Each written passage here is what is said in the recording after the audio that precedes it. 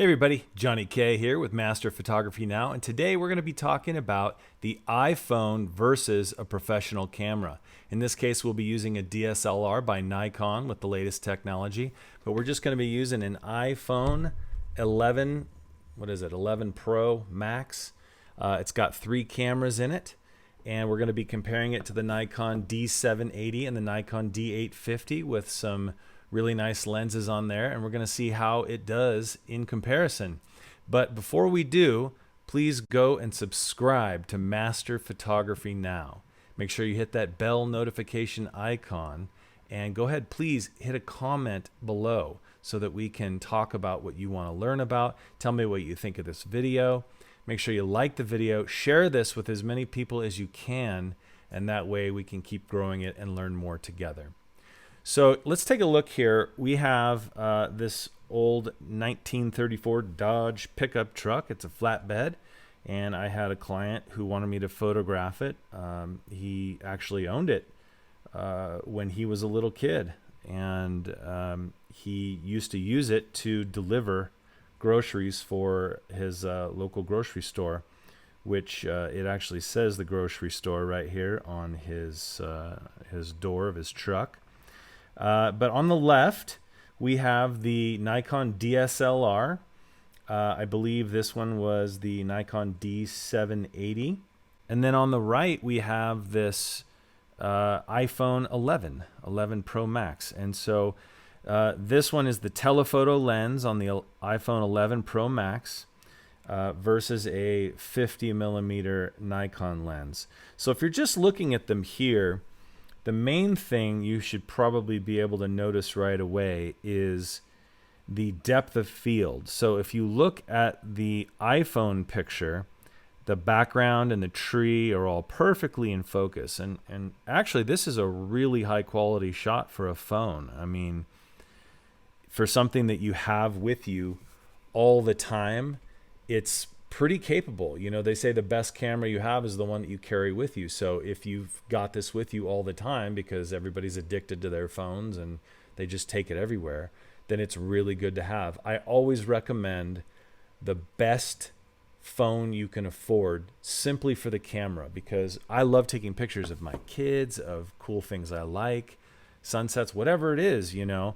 And so if you, the better camera you have with you, the better your pictures can be. We're going to actually do a whole nother video on how to shoot your iPhone like a pro, or your smartphone like a pro. It'll be 7 tips for shooting it really, really good.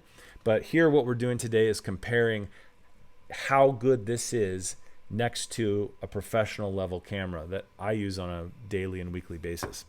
So you can see in the background, it's very clear and sharp. So if you want to separate your subject, in this case the truck, from the background, then with the DSLR you can open up the lens and soften the background to put more emphasis on the vehicle. So that is one advantage of the DSLR. The clarity, there's not much of a difference. If you zoom in all the way, you can see it's a little larger with the DSLR. I think this is a 24 megapixel compared to a 12, so it's about twice as big, the file size. So you will get a little more there. One other thing that you are going to get generally is a lot more detail from highlight to shadow.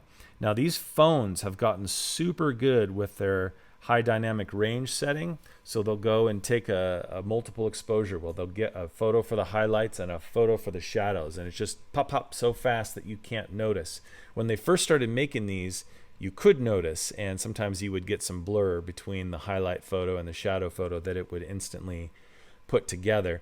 But nowadays it's gotten very good. So the detail, you will notice a little bit of a difference between the DSLR. The main difference that you're going to find, not necessarily in this picture because we had plenty of light here, but the main difference that you're going to find is low light performance.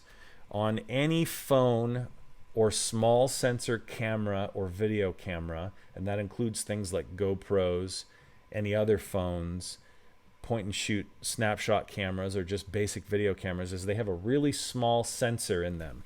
So if you were to look at a piece of film, right, this little sensor is probably only like this big. It's very small. But in the camera, it's actually 24 by 36 millimeters. So it's more like this size. It's much bigger. And so you get a lot more low light performance. That's going to be the #1 difference. The other thing is going to be telephoto. So let's look at another picture. I'm going to go out here and we're going to look at another photo out in the sunlight. And we'll compare these. So can you tell which one is the iPhone and which one is the DSLR? Well, I'm sure you can if you look at the words, smarty pants. But if you didn't look at the words, again, I shot this wide open with the DSLR so you can separate it from the background. You can see we've blurred the trees here, and yet the truck is still very sharp. In the iPhone picture, the smartphone picture, the small sensor camera, everything's in focus.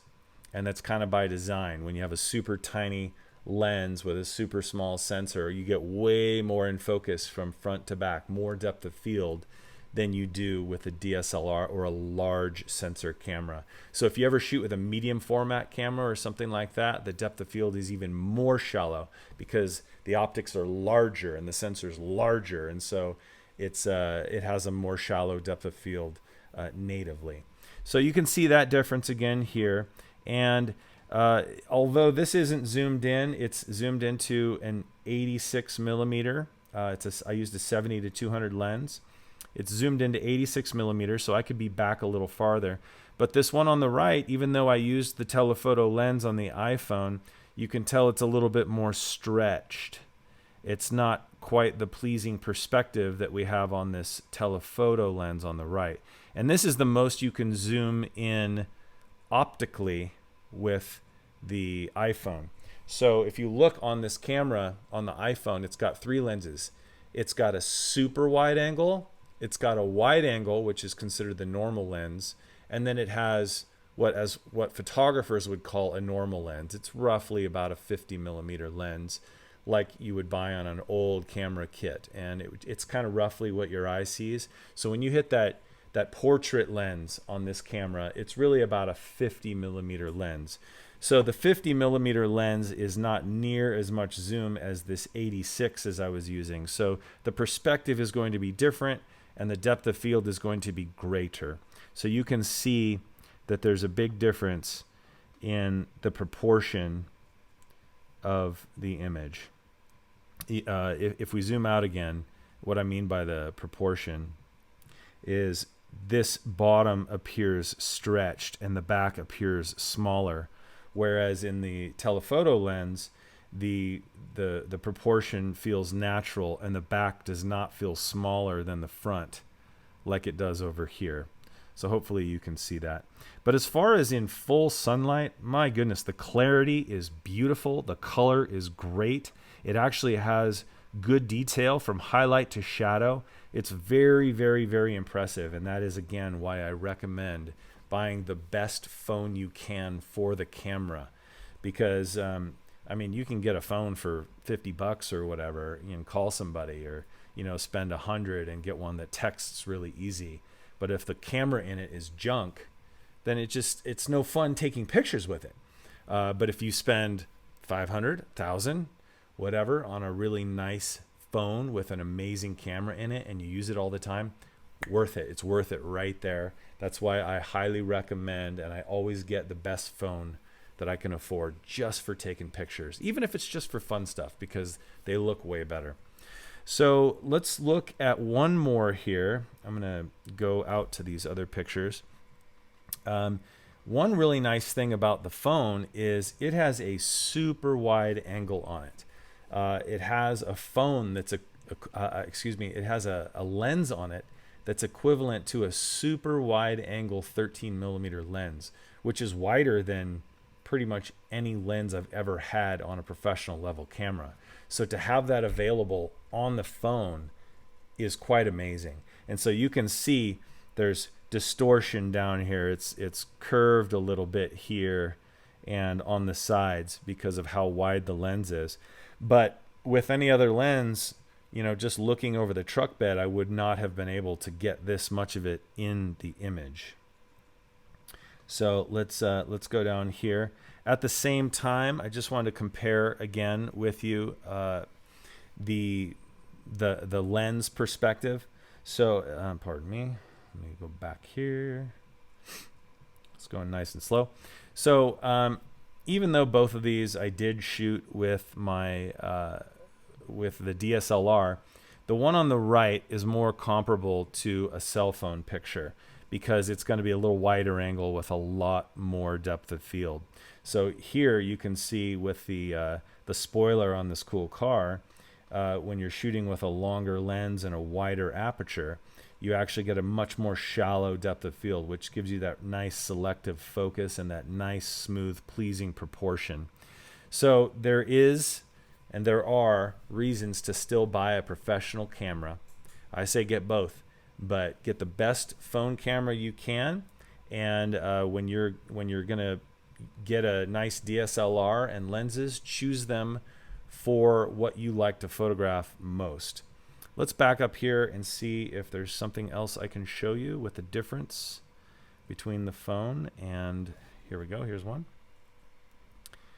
The phone and the DSLR, can you tell the difference? Let's see. So the left one is taken with the iPhone and the right one is taken with the DSLR. Now the right one, I used a wide angle lens with a small aperture, which is comparable to what the phone looks like. So if we zoom in here and you look at the detail, you can read and you can see all these parts on the carburetor here. You can see the texture in the metal on the engine. And then here, if you look at the DSLR, you can already tell it has a shallower depth of field, even at f8. And this has a very high ISO on it, actually shot really high to close the lens down. But that's how much difference of depth of field you have between a large DSLR camera and a small iPhone or smartphone sensor. So you can see there's the difference, but when you have a lot of light, the phones do great. Also with video, the iPhone in 4K is an excellent video camera if you have enough light. It's very smooth, very clean, great color, nice processing.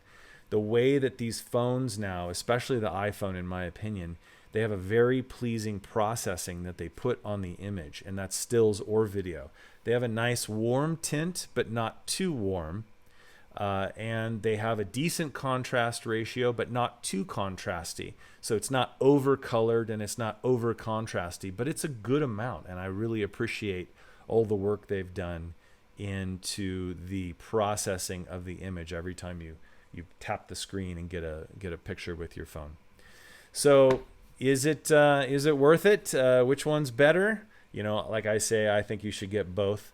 Which one's better? Well, the better one is the one you can have at the time. But if you can afford it and if you can carry it, that DSLR will do you much better in telephoto situations, low light situations, and any selective focus situations. But that's a really good camera, so I highly recommend it.